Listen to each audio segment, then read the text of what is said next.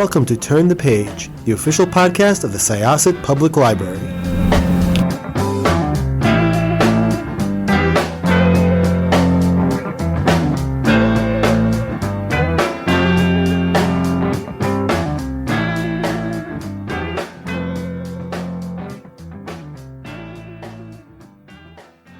Hello, everyone. Welcome back to Turn the Page. I'm your host today, Jen, and today I am joined by an author who has been a guest of our library many times, most recently past summer for our summer reading wrap-up party. She was here to discuss a wonderful novel called Divorce Towers, and today we are here to discuss a new novel, indeed, I think your 10th, if I am counting correctly. So welcome. Yes. Ask you to introduce yourself and your book, please. Thank you. Thank you. I'm very excited to be here. You know, I love Syosset Library. I have a lot of friends there. It's always great to be at Syosset. Yeah, so Joyride is book number 10 for me. Very exciting. Honestly, when I wrote my first book, I never thought I'd be here with 10 books. I thought I was going to be one and done, but I can't seem to stop. So Joyride has been a labor of love. You know, they always are. You always have to sort of fall in love with your books in order to write them. But this one is a little bit different because I had so many stops and starts involved in the process of writing it and bringing it to the world. But basically, the premise is that a very earnest woman, Uber driver, with dreams to become a life coach, winds up becoming a life coach from the front seat of her car. So that's sort of the elevator pitch. That's the basic premise of the book. But it also deals with her relationship with her crusty father. And then, of course, there's also sort of a romance line through it. So, yeah, that's the premise of the book. Oh, I love it. And yeah, Sid is very crusty indeed, and I have questions about Yes, him. But before we get right. started, I'd love to know what was the inception point for the novel? Was it a particular character or a mood? Was it the city? Because it's a beautiful representation of New York City as well. Like, where was the Thank seed you. planted? I think the first seed from this book, for this book, came from the idea of a relationship between a crusty father and a very earnest daughter. And I wanted him to have a problem with what he perceived as her wokeness. Mm. So I just thought that would be sort of an interesting dynamic to play out between the two of them. And I wanted to put it in an environment in our sort of East Coast, most hipster East Coast environment, which is Brooklyn. You know, this is sort of like our Portlandia, would be Brooklyn. So I saw it playing out and, it came to me, I have to be honest, it came to me almost like in sitcom form, right? Like I just saw these two characters, this really interesting relationship, this cast of characters sort of coming into and out of their lives. So when the idea first occurred to me, I said, oh, well, that would make an interesting sitcom. I'm not a sitcom writer. The muse came to the wrong house. I'm just going to ignore it. But the idea wouldn't leave me alone. And the more I thought about it, the more I said, you know what? I think there might be a novel in this idea. So I the problem, the big problem, and if I can get into the weeds a little on the writing of it. Please do. Okay, so the big problem for me for this book, the initial problem was point of view. Mm. So my main character, who's called Joybird, which is an entirely appropriate name for her. She was named by her poet mother. So this main character is so earnest. You have to think of, if anybody has seen Parks and Rec, think of like Leslie Knope Mm. level of earnestness, right? Extremely optimistic, extremely earnest. I love the idea of writing a character like this. I'd never written a character like this before. I felt from the get-go like I knew her, but I thought, well, she can't possibly tell the story because I'm accustomed to, and while I almost always write in third person, I write in what they call a limited third person. So it's third person, but it's very specific. It feels like first person, right? Because I'm in only one character's head. And I thought, I can't have such an earnest character tell the story. Then where's the humor? Where's the sarcastic edge? I'm such a New Yorker, Jen. I kind of feel like everything has to have a little bit of a sarcastic edge to it. So my first attempt at this novel, I said, I'm going to have her father tell the story because he is a has-been comedy writer. He sort of got booted out of Hollywood for questionable reasons. And I thought, okay, let him sort of look back on their relationship together and let Sid tell the story. And I wrote it that way, and I showed it to some beta readers who said, he's just too unpleasant to be the narrator of the whole book. And he was supposed to be unpleasant, but I said, I can kind of see your point of view. What could I do? First, I tried toning him down a little bit. And then I said, I have read a couple of books where somebody who was a minor character was the narrator. It's a little bit experimental. It's a little bit out there, but I've seen it done very effectively by a few different authors who I really respect and admire. And I said, so let me try that. So then I tried telling, when I tell you, Jim, this is a whole rewrite from top to finish. And I rewrote the whole book from the point of view of their neighbor. And it was better, but it still felt like it wasn't quite the right voice for this book. And then I said, you know what? Let me just bite the bullet and see if I can actually write it from Joybird's point of view and if it will work. And I'll give the dad a few chapters of his own so he can tell his side of the story. But when I did that, that was when the book finally worked. Now, this was a period of several years. I had started the book, was so frustrated, I put it aside, and I wrote a book called Take My Husband. And that was my pandemic book. That was born of the frustration of being cooped up with the whole family during the pandemic.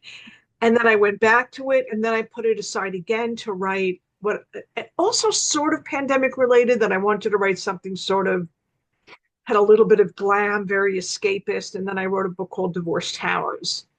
Once I was done with that, I finally said, okay, I love this book too much to ignore it. I have to come back and finish it. And then I wrote it again from start to finish. I finally felt like I had a successful manuscript. And after all those false starts, it actually sold to a publisher faster than any of my other books. And my publisher was so enthusiastic about it, they rushed it into production. So that's sort of my happy ending.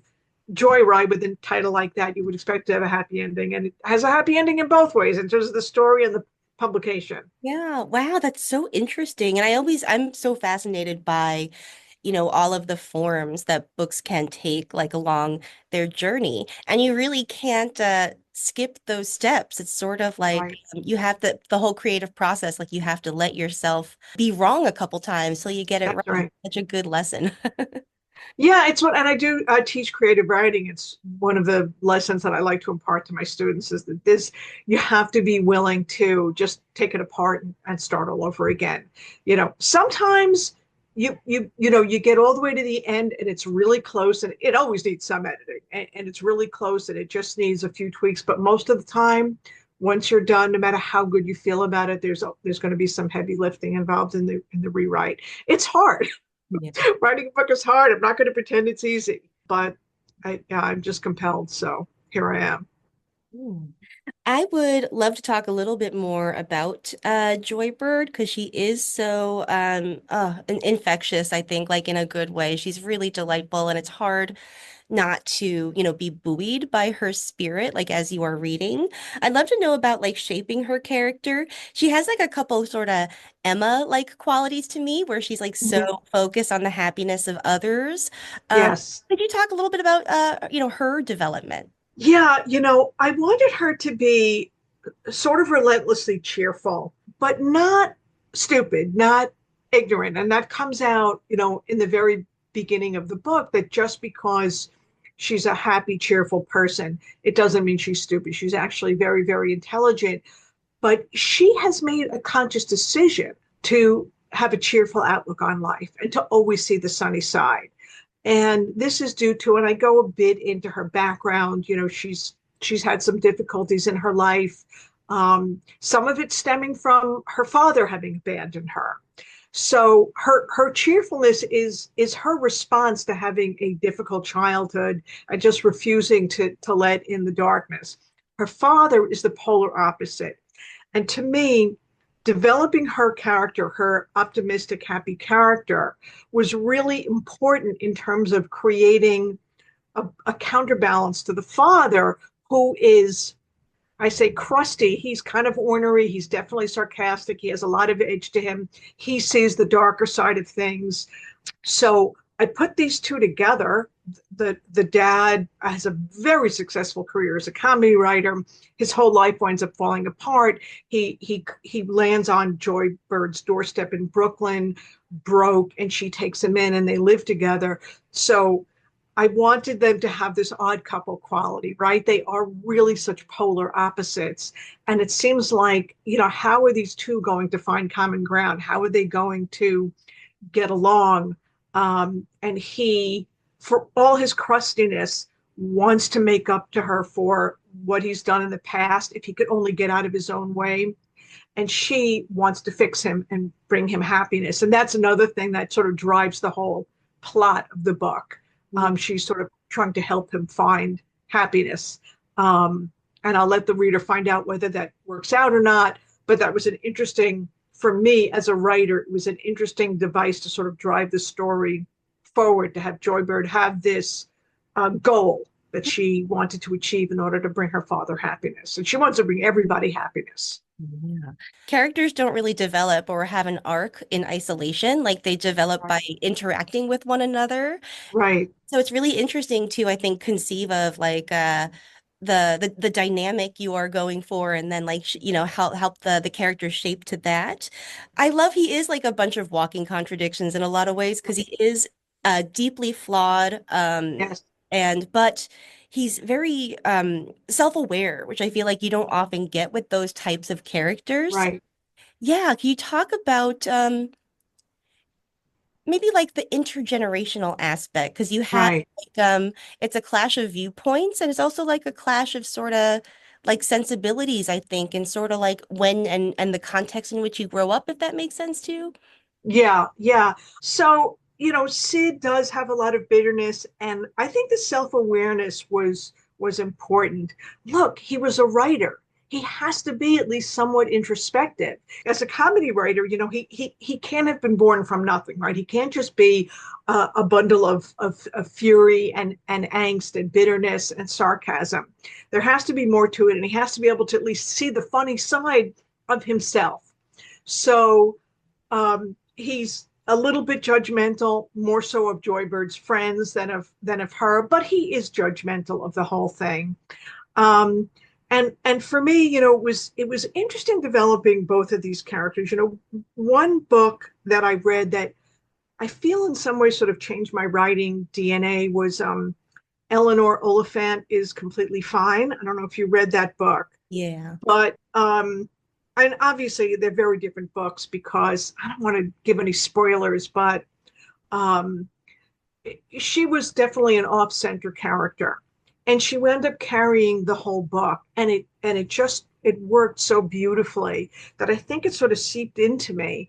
And that point at which I decided I wanted to let Joybird narrate the book, I think I was thinking about Eleanor Oliphant and the fact that here was this very off-center character, and without going too deep into the idea of, in thrillers, very often they have what they call an unreliable narrator, which is a narrator that really can't be trusted to tell the reader what's going on. I didn't want to push too deeply into having an unreliable narrator. I wanted you to feel like you could sort of trust the character's perceptions, but you as a reader understood that Joybird's perceptions were a little skewed and Sid's perceptions were a little skewed. So I wanted to pull the reader inside their points of view and let them see sort of the whole picture. And for me, it was a lot of fun, both developing the characters and developing their relationship. I mean, I loved exploring the way Sid saw the world without saying she's ridiculous and he's correct, or he's ridiculous and she's correct. I really wanted to give both points of view completely fairly. And you do that by really going deep inside the character and delivering their perspective to the reader, through the character's eyes and not through the author's eyes. Mm. So I hope that came across. Yeah, Yeah. absolutely. I never really thought about, like the role that sort of empathy has to play in the writing process because you Mhm. have to at least, I guess, be able to understand why your characters are doing the things that they do, even if like you are not expecting like the audience to perhaps like judge them kindly or, you know. Right, Mhm. right. I think as authors, we have to love our characters, even, maybe because of their flaws rather than in spite of their flaws, but we have to love them, even if we understand that maybe not all readers will feel the same. I don't think that we can portray them fairly if we don't deeply understand them and deeply love them, flaws and all. Mhm. And I do really love both Joybird and Sid and the neighbor Betty and Devin and all the characters. Um, you know, the early reviews have been just very wonderful, and they just really buoyed me. The book has been getting some people are really really loving the early readers are really loving the book, which is great. But there have been a few that have talked about how much they dislike Sid, and I'm like, really? Okay. I mean, it's fair enough. I understand it. I guess they're in some way supposed to dislike Sid, but it just does knock me off balance just a little bit because even though he can be sort of horrible, I just understand him so well. I guess I forgive him. And I Mhm. think he's trying. Yeah. I do think he's trying. He does try. And I Yeah. think it does come from this sort of the bit of him that is self-aware and that is Yeah. a writer Yeah. and understands not just like his own foibles, but like human foibles, because that's such a big Right. writing comedy too. Right. Right. Speaking of Betty, I saw one review that said, I need a Betty in my life. And I was like, Mm. Yeah. girl, same. Like I Yeah. need a Betty. Yeah. Can you talk about Yeah. it a little bit? Yeah, so Betty is Joybird's upstairs neighbor. Betty is a retired journalist. She's an aging hippie, but part of Betty has never really changed, so she still sort of clings to her old ideals. Um, Talk about really falling in love with the character. I really, really did love her, and I thought as a baby boomer, she was sort of a counterbalance to Sid, but I also like the idea for Joybird to have a mother figure. And there were several scenes in the book in which Sid and Betty are becoming friends, in which I sort of played out a family dynamic where Joybird was the child and they were her parents. I will point out that because this is not a spoiler, Joybird's mother did die when she was young, so she grew up mostly without a mother, and in some ways Betty fills that role for her.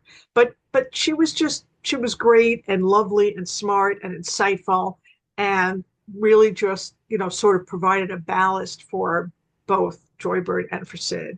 Hmm. Yeah, Yeah. absolutely.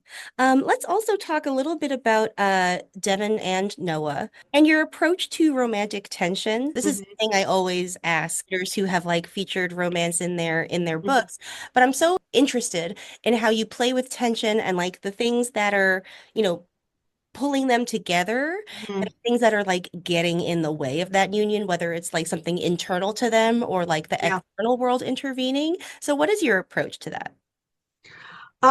Well, I wanted to make Devin a really, really desirable sort of character.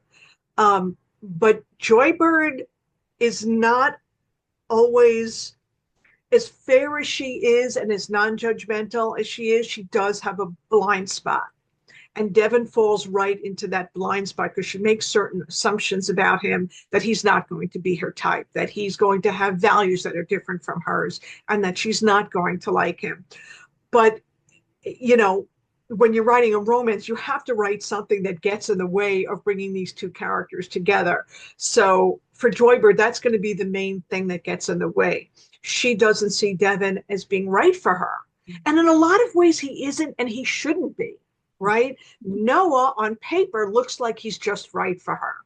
So I really wanted the reader to root for Joybird to sort of come to her senses and realize that Noah was not the right guy, that Devin was, but she had to make a few mistakes before she got to gets to that point.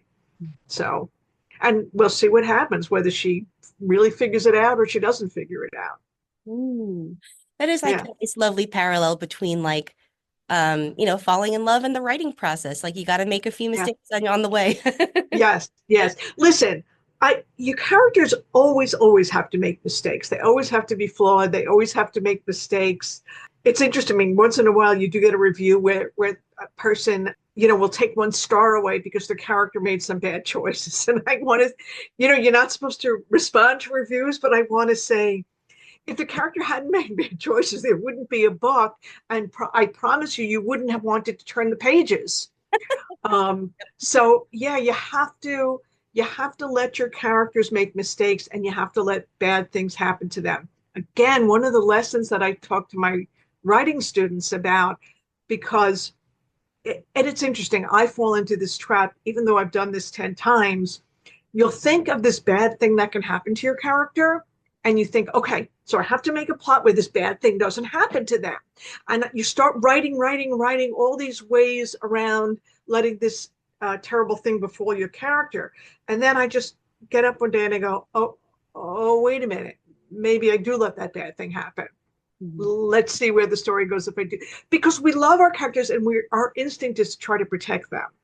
And it is something that I go over with my writing students very often. And I say, ask yourself whether you really want to protect your character from this terrible fate, or whether you want to let it happen to them and then see where it goes.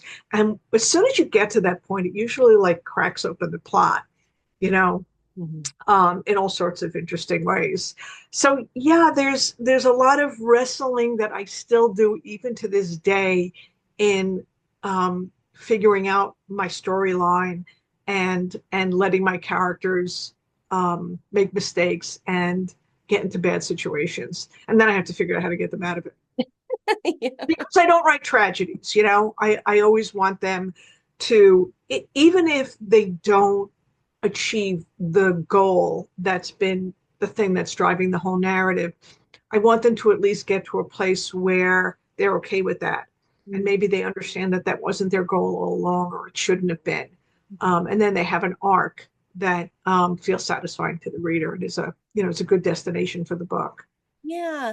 And that's like a nice sort of, I think, like parallel to who Joybird is, like she's extremely optimistic and earnest, as you've said. And she does have her moments where, her optimism is perhaps like a little Mhm.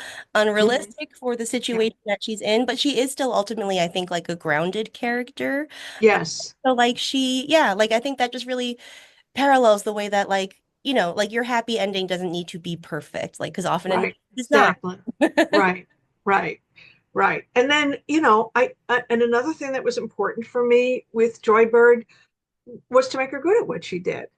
Right. I wanted her to be a good life coach. I wanted her to truly be able to help people. And that was important to me. And then it was kind of fun to invent the characters that found their way into her car.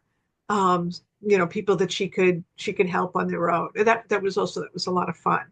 I mean, for all the, hand wringing I did with this book, and like I said, there were a lot of challenges. I really loved writing it. In the end, I really, really loved writing it and coming up with the characters and the storylines and everything else. That's great. Well, that book is suffused with that joy and that happiness, and it's a really lovely end product. So thank you so much for sharing it with us. And I'm so excited to share it with our patrons. I think like this will be a big hit with them. Great, great. I hope so. Thank you. You're welcome. So one last thing, what is next for you? Are you writing again, or are you focused on this book still right now, or I, uh, well, I am focused on trying to get word out about this book. I actually have other books that I'm working on now. Um, one is definitely sort of in the rom-com universe. And then the other one is so different for me. I almost can't believe, you remember when I said that, when I first got this idea, this didn't seem like a book that it didn't seem like something I'd write, because I thought it was a sitcom at first. An idea for a dark thriller occurred to me, and it's a really twisted dark thriller. And again, it was one of those things I kept ignoring it, and I thought it was, you know, not a book for me. Um, and I decided to just take a stab at it and see if I could do it. And oddly enough, it is providing a really welcome distraction from the world these days for me to sort of delve into the world of this dark thriller. So we'll see whether I finish it, whether I publish it. I don't know if I do publish it, it will probably be under a pseudonym because it doesn't feel like an Ellen Meister book, but that's something I'm working on. So two completely opposite things, a very high concept, happy rom-com, and then this like really dark twisted thriller. So we'll see. We'll see where it goes. That's nice because you can kind of like take the temperature of the day and be like, what's Yeah. going on? How are we feeling? Yeah, right. Am I dark or light today? Yeah. Yeah. Cool. Well, thank you again so much. This has been really lovely. Yeah, it's been fun. Thanks for having me. You're welcome. Listeners, please check out Joyride. By the time that you hear it, it will be out in the world. So head to your favorite bookstore or library or website, wherever you like to go for your books. All right. Thanks for joining us. It is time to close this chapter. It's time to close this chapter of Turn the Page. Join us for the next episode.